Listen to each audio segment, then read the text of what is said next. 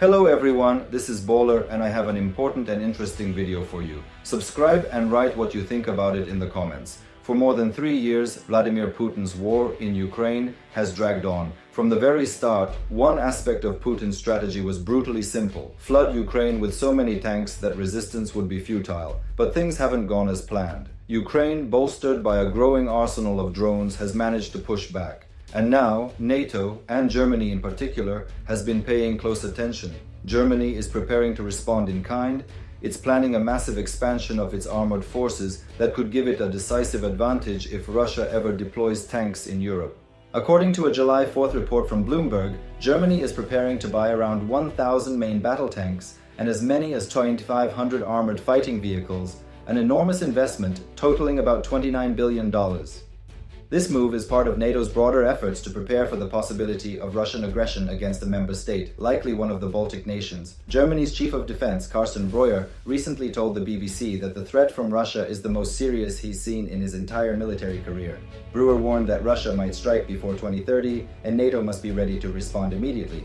The bulk of Germany's upcoming purchase will go towards supplying the 7 combat brigades NATO has requested over the next decade. Those 3,500 vehicles will be essential in equipping units stationed at NATO's eastern borders, acting as a deterrent against future Russian aggression. Germany reportedly plans to buy 1,000 Leopard 2 tanks, specifically the modernized A7 Plus variant. This tank, built by Krauss-Maffei-Wegmann, represents the pinnacle of European armored warfare. Weighing over 148,000 pounds and capable of reaching 45 mph, the Leopard 2 A7 Plus features advanced digital systems, multifunctional user controls, enhanced cooling, air conditioning, and upgraded power systems. Armed with a 120mm smoothbore gun that can fire both NATO standard rounds and programmable high-explosive shells, it's a formidable force on any battlefield. Additional weapons include a 7.62mm machine gun and optional 50 caliber or 40mm grenade launcher systems. For defense, it features smoke launchers, modular armor for mine and IED protection, and engineering attachments like mine plows and rollers.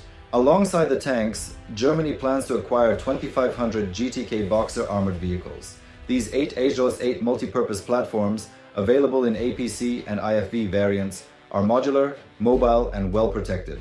Boxers can be armed with a 12.7mm machine gun or 14mm grenade launcher, and their high speed and long range, up to 65 km across 621 miles, make them ideal for rapid deployment. The Boxer's modular protection and weapon systems make it adaptable for various missions. Depending on configuration, it can carry between 3 and 11 personnel. While it doesn't pack the punch of the Leopard 2, the Boxer's flexibility and mobility make it an essential support vehicle. But this plan is not yet finalized. As Bloomberg and the Kyiv Independent point out, Germany hasn't officially confirmed the purchase.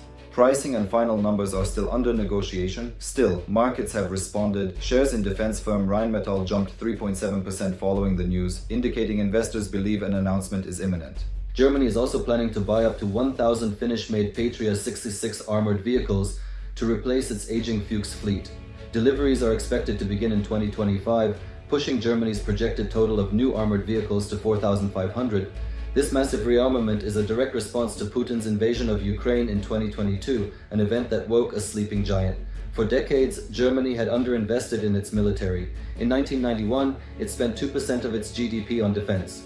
By 2005, that figure had dropped to 1.1%. Even after the war began, spending rose slowly to 1.4% in 2022 and 1.5% in 2023, well below NATO's former 2% guideline. A 2018 leaked report revealed just how underprepared Germany was, especially as it was preparing to lead NATO's Very High Readiness Joint Task Force. The country lacked sufficient tanks and armored vehicles, not just because of low procurement, but because it couldn't maintain its existing fleet. Shortages of parts and trained personnel left Germany's tank brigades dangerously thin.